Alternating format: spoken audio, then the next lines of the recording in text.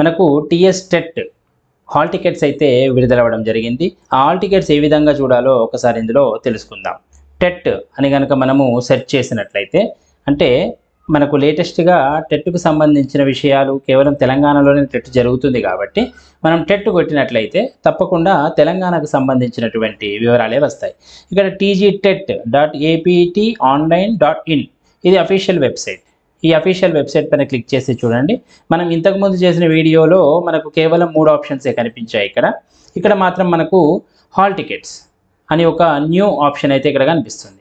ఈ hall ticket పైన మనం క్లిక్ చేస్తే ఈ విధంగా జర్నల్ నెంబర్ అడుగుతున్నారు, అలాగే డేట్ ఆఫ్ బర్త్ అడుగుతున్నారు. జర్నల్ నెంబర్ అంటే మీరు ఒక్కసారి వెబ్సైట్ అంటే మీకు ఒక మెసేజ్ అయితే వచ్చి ఉంటుంది. ఫోన్లో కనుక మీరు మెసేజ్ సెంటర్లోకి వెళ్ళి ఆ మెసేజెస్లో టెట్ అని కనుక సెర్చ్ చేస్తే మీకు ఆ టెట్ నుంచి వచ్చిన మెసేజ్ కనిపిస్తుంది. అందులో మీకు జర్నల్ నెంబర్ ఉంటుంది.